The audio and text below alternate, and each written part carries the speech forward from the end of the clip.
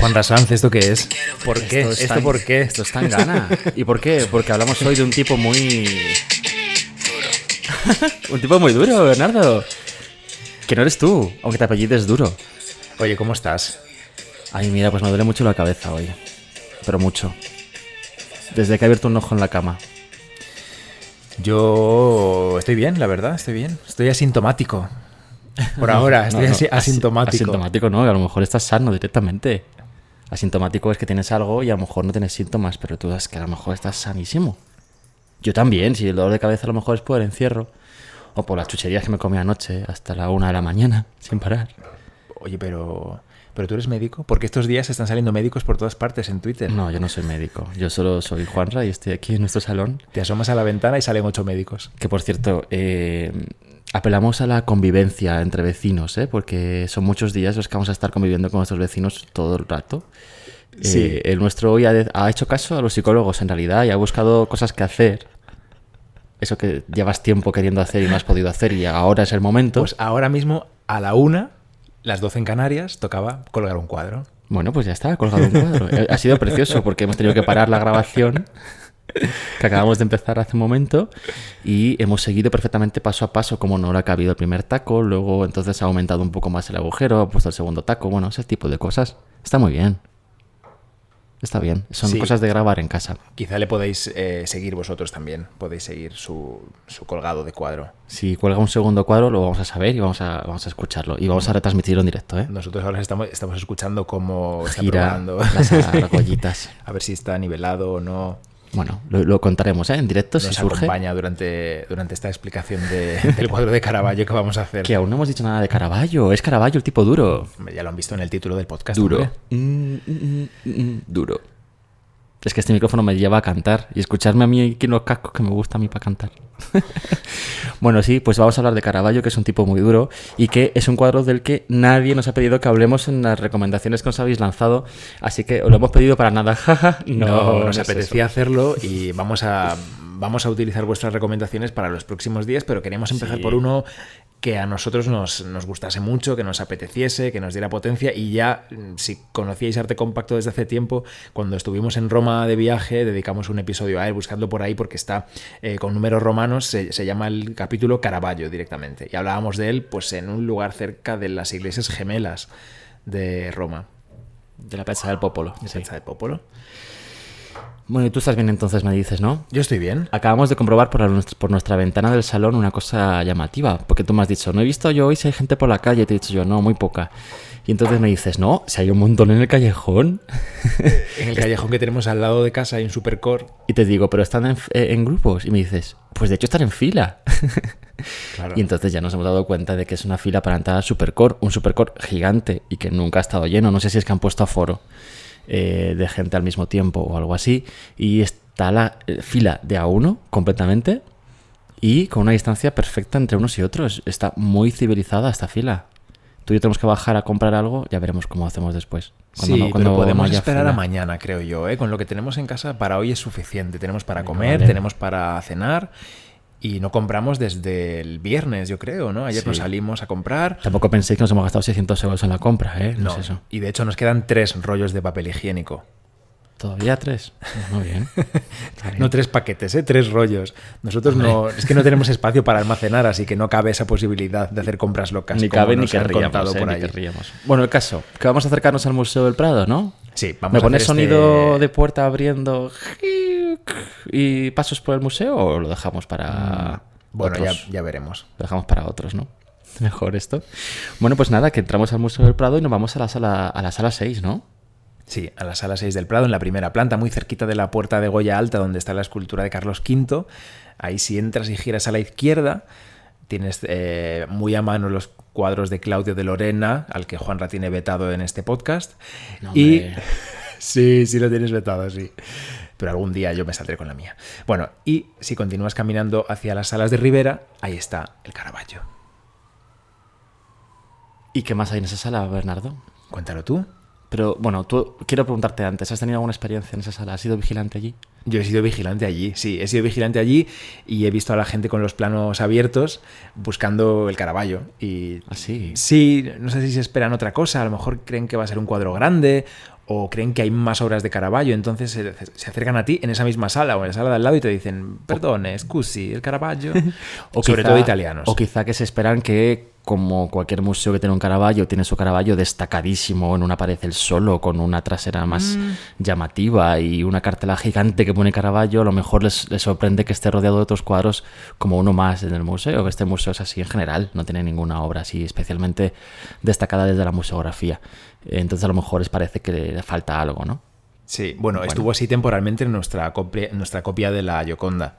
Bueno, claro, sí. Estuvo un tiempecito sola en una pared en la sala de Rafael. Cuando se destapó el paisaje. Con un tensa barrier y 2 vigilantes para ella. Hace mucho tiempo nos pidió nuestra nueva amiga Noelia, una amiga de altos vuelos, que dedicásemos un capítulo a ese cuadro, a la Gioconda del Prado.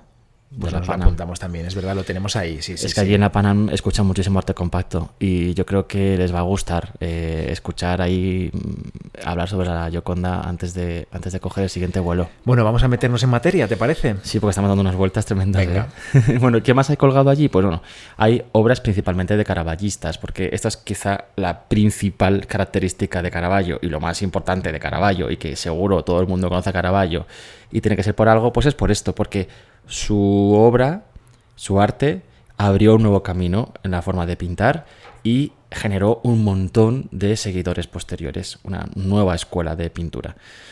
Y bueno, casi siempre que se expone Caravaggio se expone también rodeado, evidentemente, de si se tiene esas obras de seguidores de Caravaggio que se llaman caravallistas. También porque él vivió muy pocos años, luego hablaremos de ello, pero sus obras son muy importantes. Entonces, cuando se hacen exposiciones temporales sobre Caravaggio, normalmente hay muy pocos Caravaggios y muchos caravallistas.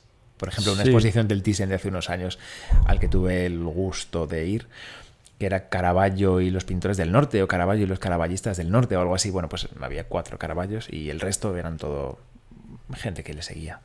Esto es muy del Thyssen en cualquier caso, ¿eh? Bueno, en fin, que en esta sala 6, además del Caravaggio, tenemos colgado un Bernardo Strozzi, La curación de Tobías, o un Orazio Gentileschi, que es el padre de ella, de Gentileschi, de Artemisia. Sí. Y el cuadro de Orazio que está colgado es un San Francisco sostenido por un ángel, pero el Prado tiene 2 Orazio Gentileschi. Uno es un verdugo con la cabeza de San Juan Bautista, precisamente, pintado en 1612-1613, que no está expuesto, pero que tiene mucho que ver con el cuadro del que hablamos hoy. Porque no lo hemos dicho, pero el cuadro de Caravaggio que tiene el Prado, el único del que vamos a hablar hoy, es un David vencedor de Goliat. Sí, un David niño arrodillado sobre el cuerpo del gigante Goliat, con la cabeza pues ya está decapitado.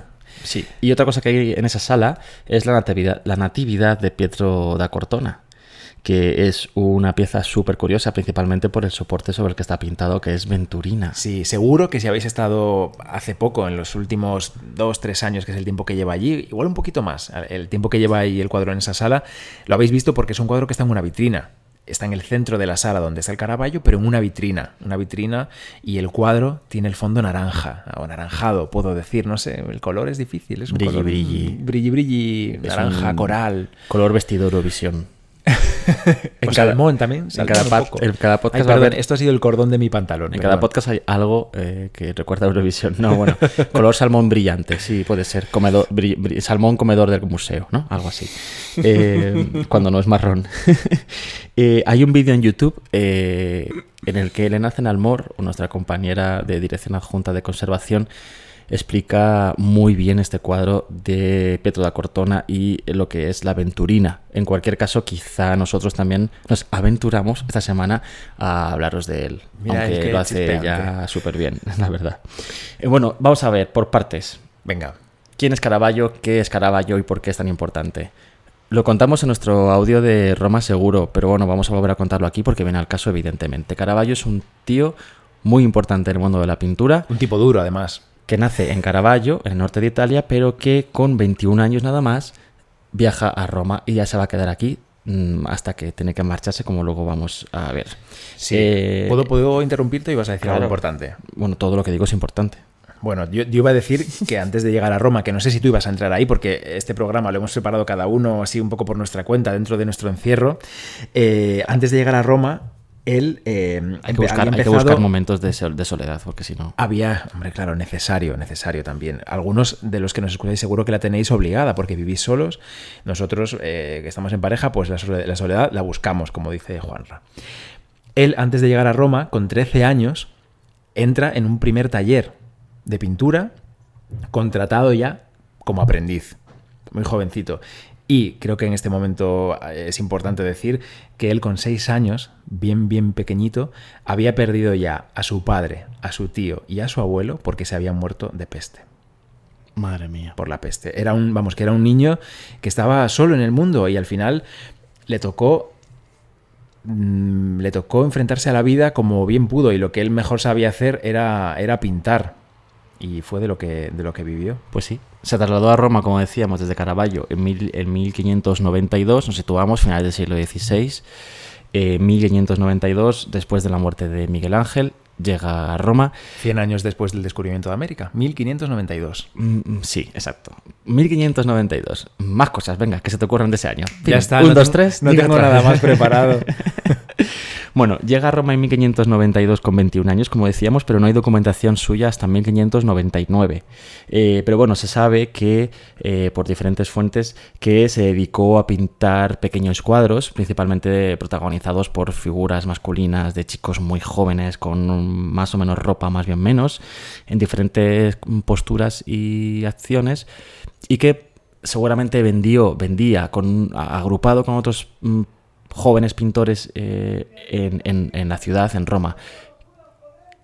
Ese es nuestro vecino, a lo mejor no lo han oído, ¿eh? Saludad a Xurxo. Bueno, que vendía sus obras que en esta pequeña agrupación, por ejemplo, en la puerta de San Luis de los Franceses, en Roma, que decíamos, lo hablábamos mucho en nuestro viaje a Roma y lo dijimos mucho delante de nuestros micrófonos. Su principal contribución a la historia de la pintura es su forma de pintar en sí misma, y que se suele llamar normalmente naturalismo tenebrista.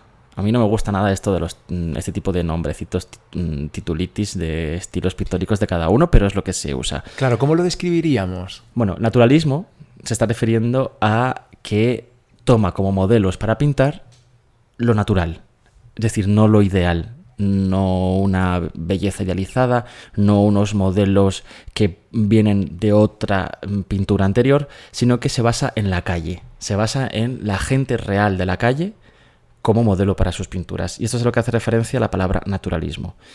Tenebrista hace referencia al uso de la luz, o más bien de la sombra. Sus cuadros son oscuros, ensombrentados. ¿Ensombrentados existe? ¿Ensobrecidos? ¿Sombríos? Dios mío.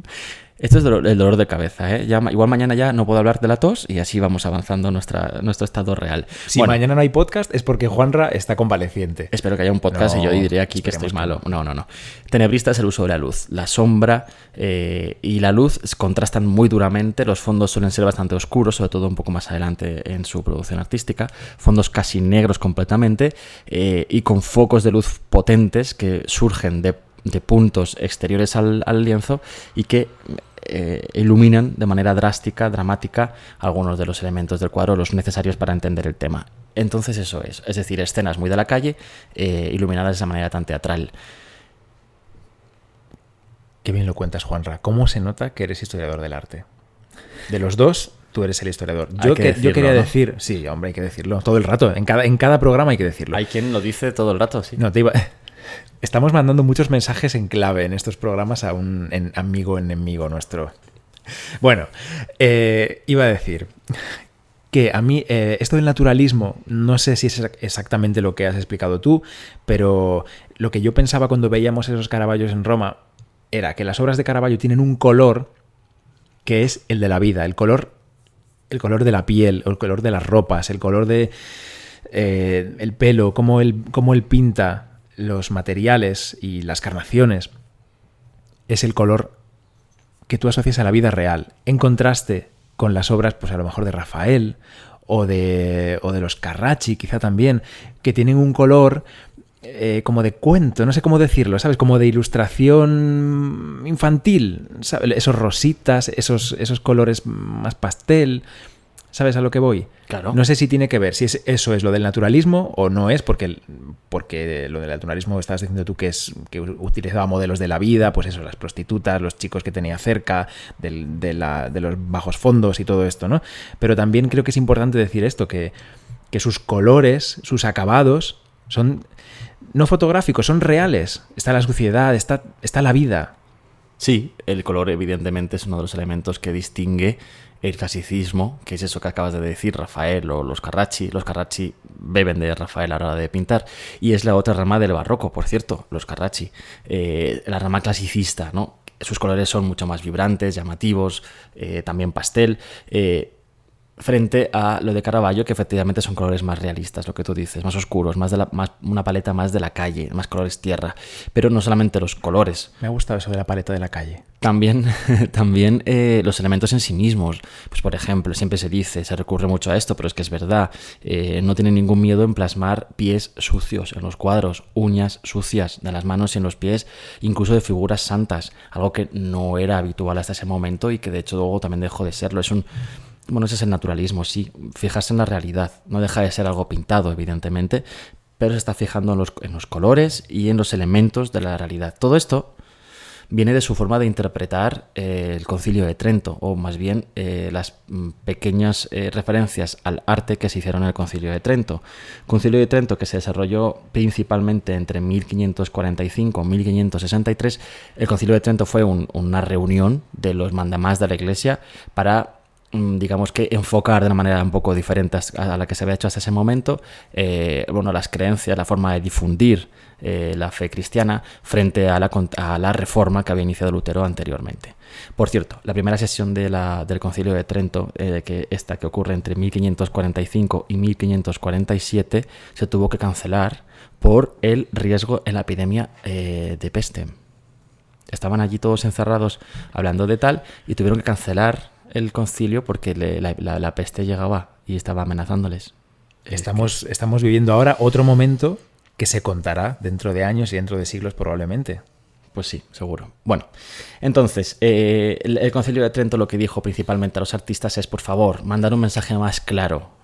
Vamos a intentar que los lienzos y las pinturas que están en las iglesias y que al fin y al cabo son la forma en la que los ilustrados pueden llegar a conocer la palabra de Dios, sea un mensaje. Ilustrados y no ilustrados también, ¿no? Sí. Perdón. Un poco para todo el pueblo. Sí, eso quería decir. Llegase el mensaje más claro, es decir, que los temas fuesen más sencillos, que estuviese más claramente representada la idea en cuestión, la clave. Como un cuentito, ¿no? Sí, como una ilustración a un cuento. Tampoco se dice eso, simplemente que sea más claro el mensaje, ¿no? En cuestión. Ahí Caravaggio lo interpreta como la forma de acercarlo al pueblo. Si el pueblo tiene que entender un mensaje, que es un mensaje divino, que es un mensaje un poco complicado, pero que se supone que está hecho a su imagen y semejanza, pues vamos a pintar a su imagen y semejanza. Entonces cogemos modelos de la calle, cogemos madres de la calle, cogemos niños de la calle, cogemos gente pobre y sucia, que es el tipo de gente que tiene que entender este mensaje y lo va a entender mucho mejor. Vale. Y aquí vamos a nuestro David con la cabeza de Goliat, ¿no? A esta historia de David y Goliat. ¿O todavía no? No, vamos a hablar un poco más de Caravaggio. Caravaggio Venga. Llega a Roma, hace todo esto que te acabamos de decir, empieza a pintar de esta manera, influye en muchísimos pintores. De hecho, se recibe en Roma un montón de pintores de toda Europa que van a aprender, no tanto de él directamente, o quizás sí, pero de lo que él pinta. Pues por ejemplo, españoles, Rivera se supone que está en Roma y que quizá pudo conocer a Caravaggio, de hecho pudo aprender directamente de él, pero de otros sitios también, de los Países Bajos, por ejemplo, los caravallistas de Utrecht, que a principios del siglo XVII, justo en este momento, van a Roma y también conocen a Caravaggio y que empiezan a pintar con él. O de Francia, Georges de Latour, por ejemplo. O sea, se generan en toda Europa una serie de pintores que viajan a Roma, que conocen a Caravaggio o al menos su forma de pintar y que después vuelven a su país de origen y que pintan, incorporan el caravallismo a su forma de pintar, ¿no? Es muy fuerte. Estamos hablando de un tipo que tenía, si los había cumplido, 30 años, ¿eh? es muy fuerte. Bueno, sí, 30 años ya cuando ya es una estrella, ¿no? Él recibe su primer encargo importante en 1599, que es la Capilla Contarelli, Servicios de los franceses, precisamente lo que decíamos antes, y pinta allí las obras sobre San Mateo. Es un encargo que recibe gracias a su primer mecenas, el cardenal Francesco del Monte, este cardenal que le descubre y se lo lleva a su palacio, junto con otros jóvenes artistas, músicos, pintores. Lo acoge, les acoge a todos. Sí. Y les encarga obras y les pone en contactos con otros mecenas, consigue encargos, como por ejemplo este. También le encarga, estoy un poco espeso, perdón, también le encarga la Santa Catalina del Thyssen, la que está bien en el Thyssen. ¿También se la encarga el cardenal del Monte? Sí. El de la piña del Monte. Se supone que era un poco un viejo verde ese señor, que tenía a chavalines en su entorno, se lo llevaba consigo. Me recuerda a algún párroco marileño. Sí, y no sé si puedo contar esto. Bueno, el otro día estuve con un párroco que, nada más saludarnos, me dijo, qué bien ese cardenal del Monte, qué hombre... ¿Qué labor más importante hizo? Es verdad, hizo una labor muy importante. Pues sí. Bueno, y volviendo un poco al hilo de que Caravaggio era un chunguele, hay que decir que tuvo bastantes problemas en su vida. Es verdad que hay gran parte de todo esto que es la leyenda, ¿no? Que es la forma en la que nos llega la idea de Caravaggio a través de la historia del arte que se escribe y que fomenta esta imagen de señor problemático. Bueno, señor no, un señor es otra cosa. Un tipo... Chaval. Un tipo duro, como ponías tú con Zetangana al principio, que se metía en líos, que se cargó a un hombre, que se peleaba todas las veces que podía y más, que vamos... Sí. Me has quitado el pincel, toma hostia. Bueno, eso no lo sabemos, es la imagen que nos llega, pero sí, imaginamos que sí. Luego también tuvo muchos problemas con los encargos que recibió. Incluso en este primero de la Contarelli, sobre San Mateo, la tabla central, la obra central, que era un lienzo, es San Mateo y el ángel, es decir, San Mateo, el evangelista, escribiendo, redactando sus escritos por indicación, dictado de un ángel. En la primera versión que hace Caravaggio, este ángel está cogiendo la mano físicamente y guiándola de San Mateo. San Mateo, que es un señor pues casi que del campo, un hortelano. Un labriego. En realidad está basándose en las escrituras Caravaggio y está haciendo lo más literal posible. Concilio de Trento. Claro. ¿Pero sí. qué pasó con eso? Bueno, pues que no gustó, claro. A los que lo encargan a la iglesia dicen... Este es un ejemplo nada más, pero le pasó más veces. Hombre, esto no tiene nada de decoro, ¿no? Esta forma de representar a las figuras santas con el pie sucio y como si fuese un hortelano. Y con un chavalín ángel que le coge la mano, casi como el profesor de tenis que te está enseñando a mover la raqueta, ¿no? Era un poco... Justo antes de besarte, un poco dices. Erótico, claro. Sí. Eso nos ha pasado a todos, ¿no? Lo del tenis. A mí no. A mí tampoco. Bueno, pues eso. Entonces, sí. Era un problema y de hecho se descolgó esta obra y se le cargó una segunda versión que es la que está colgada hoy en día. La primera, sin embargo, la compró otro cardenal o otro grande de la iglesia. Claro, la desechada, ¿no? La descartada. Claro. Oye, esta no nos vale, Caravaggio, haznos otra, pero no la tires, por si acaso. Se desecha para la cara pública de la iglesia, pero no para la privada. Los palacios de los arzobispos y de los obispos y de los clérigos se llenó de cuadros de Caravaggio de primeras versiones rechazadas. Esta primera versión de San Mateo desapareció durante la Guerra Mundial. Solo tenemos una foto en blanco y negro, pero bueno, se puede buscar en Google y encontrar fácilmente. Como tú decías antes, al final, en mayo de 1606, súper joven, mata a un señor.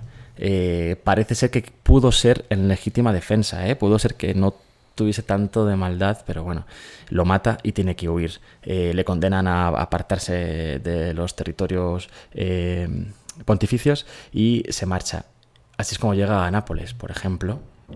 Y está una temporada en Malta también, ¿no? De Nápoles, donde por cierto pinta las 7 obras de la Misericordia, ¿te acuerdas? En Piemonte. Sí, claro que me acuerdo. Que lo vimos en abril. Qué pasada de cuadro. Y cuánto influye en los pintores de Nápoles. Se marcha a Malta después, es verdad, a Sicilia, donde está hasta octubre de 1609.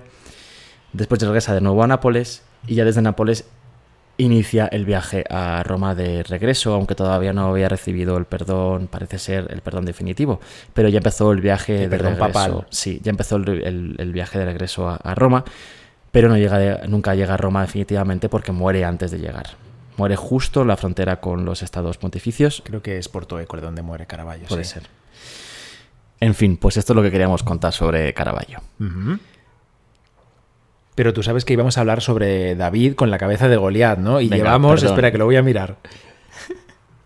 Llevamos 26 minutos. No es posible. Pues 24 a lo mejor. Aprox, te digo, ¿eh? Bueno, pues nada. A lo mejor cambiamos el título y en vez de poner David con la cabeza de Goliat, ponemos Se nos va la olla hablando sobre Caravaggio y ya está. Bueno, pues que esto también hay que hablar de todo esto para llegar a hablar de Caravaggio y David y Goliat. Venga. ¿Qué era David y Goliat? ¿Quiénes eran, por cierto? Cuéntanos. Pues... O te lo cuento yo si quieres, ¿eh?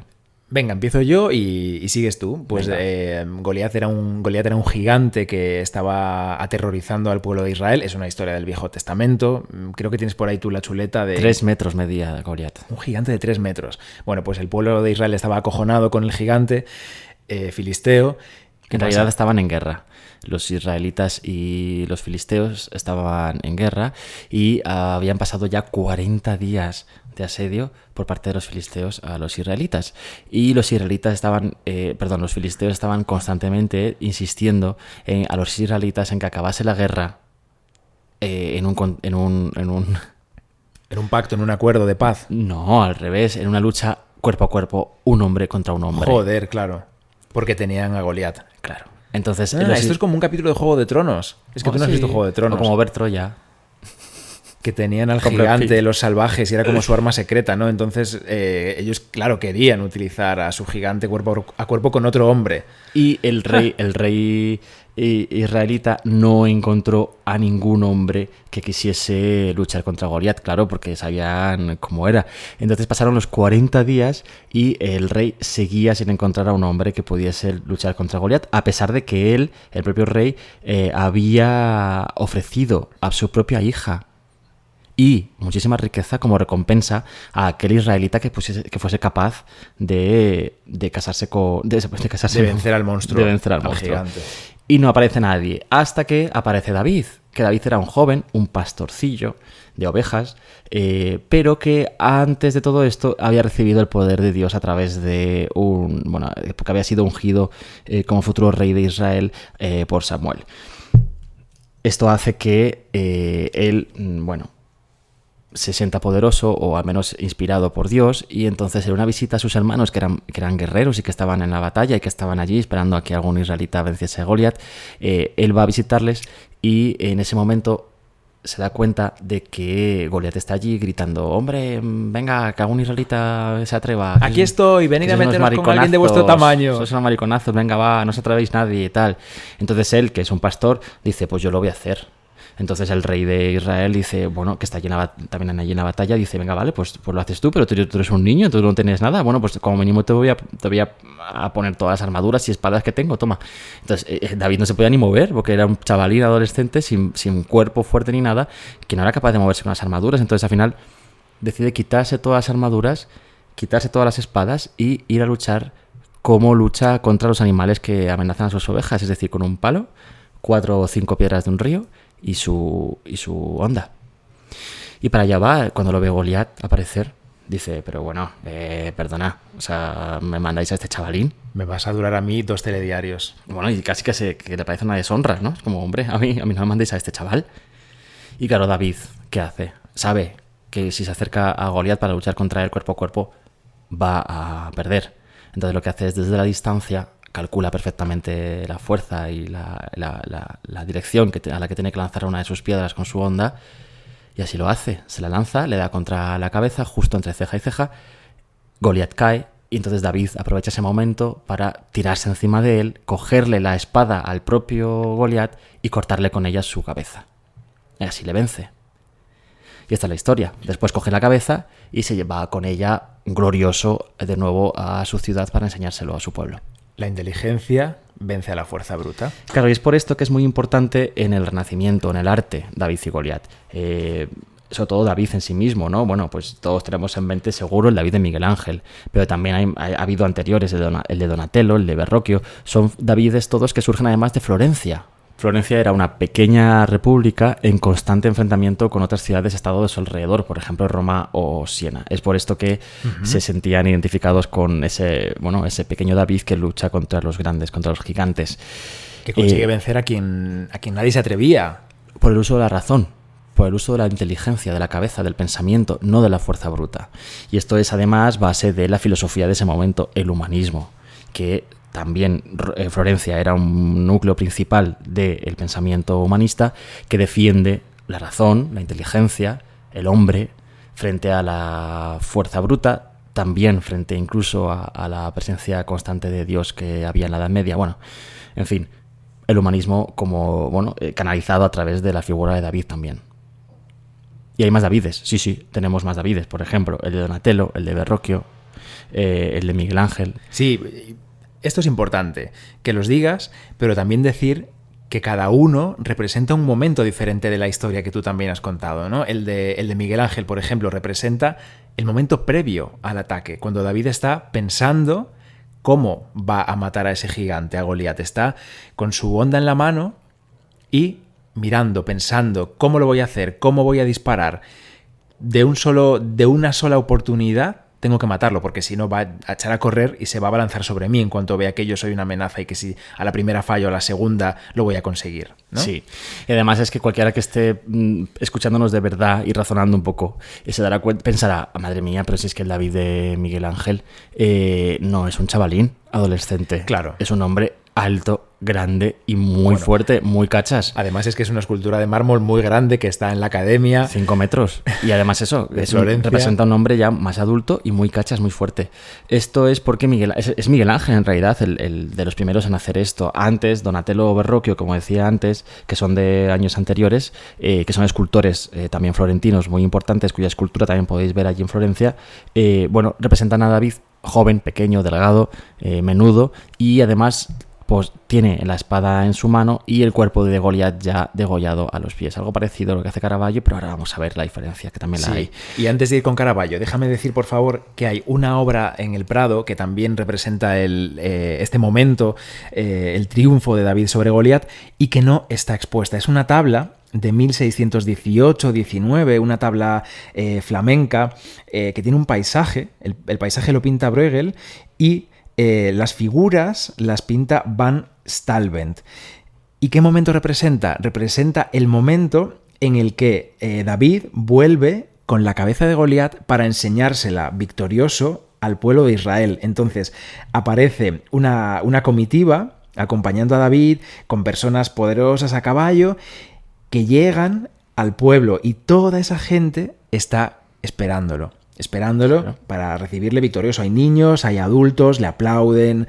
Bueno, es un cuadro que es una pena que no esté expuesto, la verdad, porque representa un momento de la historia que yo no he visto en otras obras, sí, que yo no he visto en otras obras. No es el David solo pensativo, ni el David que acaba de dar el último golpe, sino vale, ya lo he hecho y vengo aquí a que me recibáis orgulloso y a que me aplaudáis todos. Fíjate qué importante es la elección del momento exacto para representar una historia. Esto está muy ahora en boca de todos los que estamos conectados con el mundo de los museos y el feminismo por el tema tan importante sobre los títulos de las obras, cambiar o no cambiar, qué estamos viendo en el cuadro, qué es lo que no estamos viendo. En realidad, elegir el tema, el momento exacto que representas en el cuadro es muy importante porque carga de simbología la obra. Puede cambiar perfectamente el mensaje que estás lanzando, aunque el tema sea el mismo. El momento que representas cambia mucho la obra. Por ejemplo, que te decía, Donatello y Verrocchio, un David ya que ha ganado, que tiene la espada en la mano, que mira al infinito como con poder y que tiene al muerto a sus pies, ¿no? Victorioso. Miguel Ángel, sin embargo, está destacando de nuevo, como tú decías, la inteligencia, la razón, el humanismo. Miguel Ángel está haciendo esto a principios del siglo XVI y Miguel Ángel, un tío muy inteligente y con la filosofía muy presente, está haciendo esto con ese otro mensaje, ¿no? Después Bernini, perdón, antes de Bernini, también es el propio Miguel Ángel diciendo: yo de este bloque de mármol sé sacar una escultura tan perfecta como el David, ¿no? Cuidado, porque es que en el neoplatonismo, que es la vertiente más específica de la filosofía que sigue Miguel Ángel, la escultura ya estaría dentro de ese bloque. Lo único que hace el artista es sacarla, ¿no? Sacar esa escultura que ya estaría dentro de ese bloque. Bueno, pero no deja de ser un hombre solo que se enfrenta a eso y con su inteligencia es capaz de hacerlo. Sí, inspiración, inteligencia, sí. Bueno, es un tema muy interesante, que podemos hablar otro día si Perdón, somos capaces. Bueno, Bernini. No, decía que Bernini pero después, ya Bernini. más tarde también hace su David, y es también un momento muy distinto. Es justo el momento después a lo que representa David de Miguel Ángel. Es el momento en el que ya está lanzando la onda. Sí, con la piedra. Entonces, hace fuerza física, ¿no? Se mueve, está haciendo el esfuerzo. También es un chaval fuerte, no es un chaval pequeño. Sí, el de Bernini tendrá sus 20 años bien. Y esa quizás es la referencia entre una obra renacentista clásica y una obra barroca, que es la de Bernini. Miguel Ángel representa una figura quieta, hierática, estática, sí. Y sin embargo Bernini es movimiento puro, ¿no? Es instante capturado de movimiento, de que involucra el espacio alrededor de la escultura. Como nos gusta el barroco, ¿eh? Bueno, nos encanta en general todo esto. En fin, y llegamos así a Caravaggio. Que Caravaggio tiene 3 obras con este mismo tema, 3 obras que representan a David y Goliat. La primera, en orden cronológico, es la que está en el Museo del Prado. Es la que tenemos ahí en el Prado, y es un niño, ¿eh? Es que hemos hablado de adolescentes, de un chico de 20 años, tal. El de Caravaggio es un niño. ¿Quién? David, dices. El David, sí. Y que le pinta a Caravaggio en torno a 1600, aunque ahora hablaremos de todo esto. La versión que está en Viena es de 1607, la pinta en su primer paso por Nápoles, ya cuando ha huido de Roma. Y la tercera versión, la de la Borghese, la Galería Borghese en Roma, es de 1609 o 1610 y la pinta en el segundo paso por Nápoles, ya volviendo hacia Roma. Cuando le quedaba muy poquito de vida ya. Sí. Es, bueno, como digo, una obra, por tanto, o sea, un tema que él repite muchas veces. ¿Qué pasa es un tema que a él le interesa mucho. Esto del David contra Goliat le interesa. No sabemos si se lo encargaban. Claro, a lo mejor son encargos. Ahora vemos. El caso es que la obra de El Prado entra al Prado desde su fundación en 1819 y ha sido una obra, madre mía, sobre la que se ha debatido muchísimo, ¿verdad? Sí, se ha considerado durante bastante tiempo que no era de Caravaggio, que era de un caravallista. Sí, porque bueno, no estaba claro. La documentación, claro, un historiador del arte, no solo lo que tú y yo hacemos aquí no es hacer historia del arte, es documentarnos y contar, ¿no?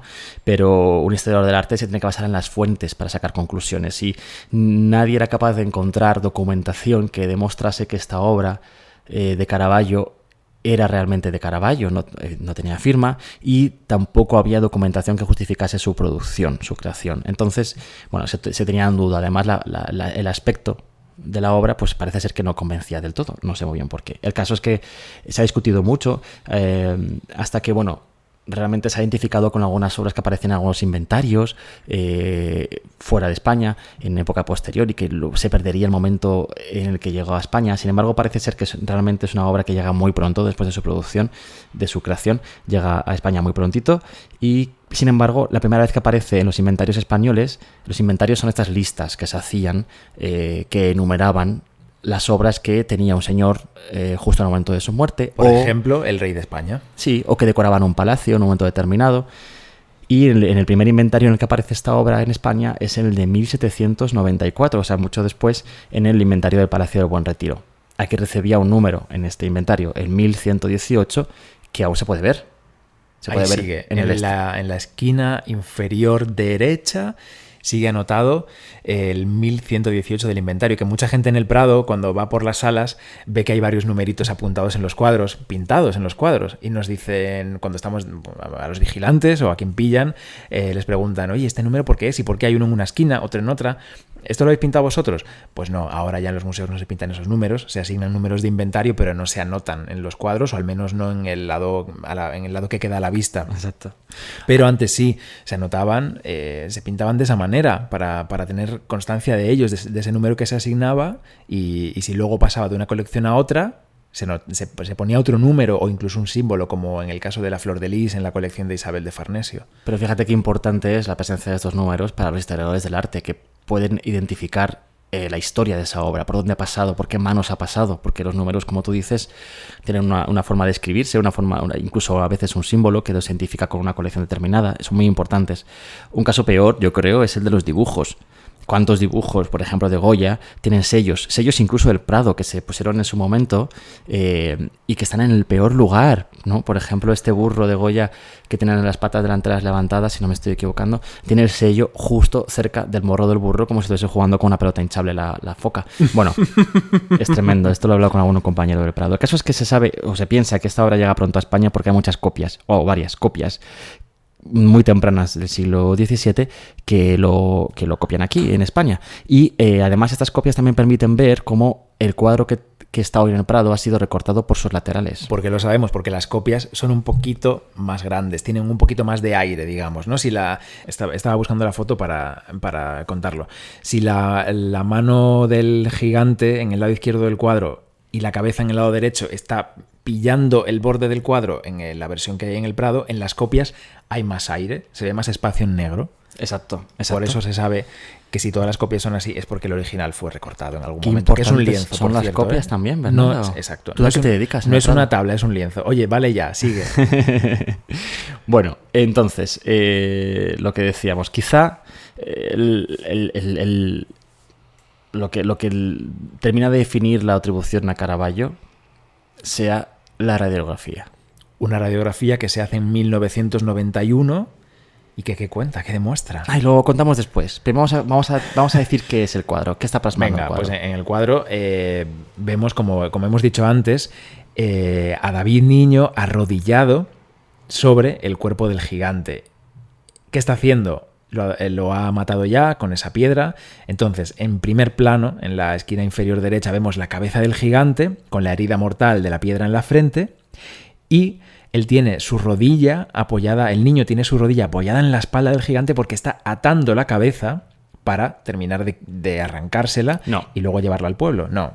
Para terminar de arrancársela, no, está atando con una cuerda el pelo para poder llevar la cabeza de la cuerda y no del pelo directamente. Porque ya, entonces en ese momento ya lo ha decapitado con su propia espada, como hemos dicho antes. Perdón, que se me ha ido a mí la espada cabeza. Que aparece además en primer plano allí al lado de su pie.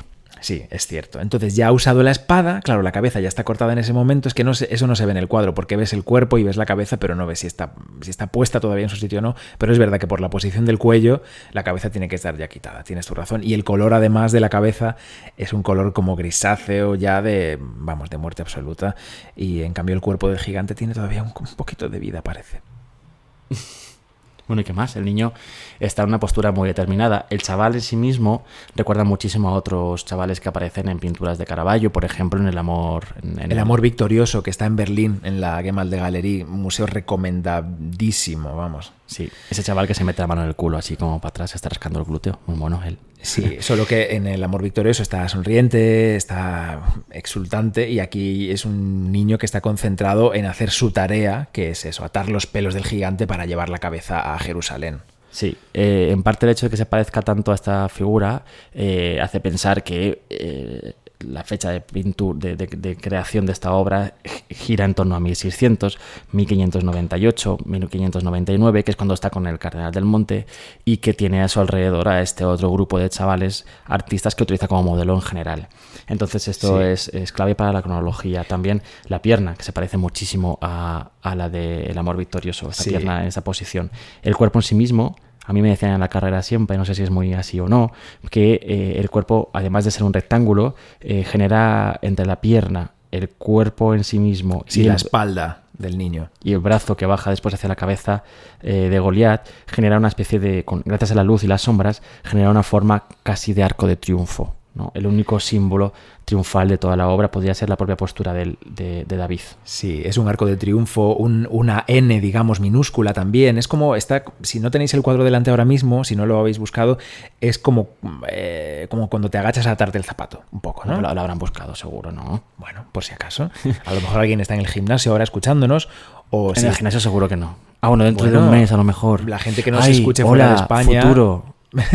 Y la gente que nos escuche, pues yo que sé, desde México, que tenemos oyentes, o desde Canadá, o desde Filipinas, que creo que alguien nos escucha desde Filipinas también, no están aislados como nosotros en casa por el coronavirus. Entonces, a lo mejor están corriendo por la calle, o en el gimnasio, o lavando los platos, yo qué sé. Vale, el caso, que David aquí no está glorioso, ¿a que no? No está glorioso, está concentrado. Efectivamente, no es un David que esté contento de lo que ha hecho. De hecho, casi sí, está concentrado en el acto de atar el pelo, pero también está como con una cara, así intuye una cara un poco como melancólica, no está contento, no es un Víctor, no acaba de ganar realmente, no entiende que ha hecho una gran acción para su pueblo, sino que está como un chaval humilde, casi como melancólico y triste atando esta cabeza, ¿no? Sí. creo que esto tiene que ver con el Concilio de Trento. No vemos nada alrededor, no hay nada que nos despiste del mensaje. Es un fondo negro el que tiene el cuadro, así que aparte de estos dos personajes que hemos dicho, no aparece nada más. El resto es ese claroscuro que utiliza Caravaggio para delimitar, digamos, el cuerpo de David, el cuerpo del gigante, de todo lo demás. Es su forma de pintar, es ese tenebrismo naturalista que decíamos antes. El tenebrismo se ve en la sombra del fondo, no hay fondo, pero porque está en sombra.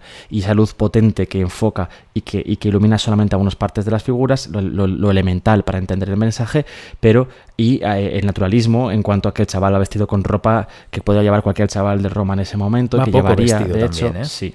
Y de hecho, algo que se dice mucho de este cuadro es que, por ejemplo, las uñas de los pies de David, que aparecen ahí en primer plano, están totalmente negras y llenas de porquería. También así las uñas de la mano de Goliat. En fin, naturalismo tenebrista, como decíamos al principio. La cabeza. ¿Qué pasa con la cabeza? La radiografía, que lo hemos dejado ahí. Una radiografía el año 1991 en el Museo del Prado. Sabéis que en el Prado hay un espacio que conocemos como búnker, y que está totalmente destinado a las radiografías y a los estudios técnicos. Reflectografías infrarrojas por también. ejemplo. La radiografía lo que hace es analizar todo el soporte, atraviesa todo el soporte, la capa pictórica de arriba y todo lo demás. Así que en la radiografía se suelen ver, por ejemplo, la tornillería que ata al lienzo al bastidor de madera, por ejemplo.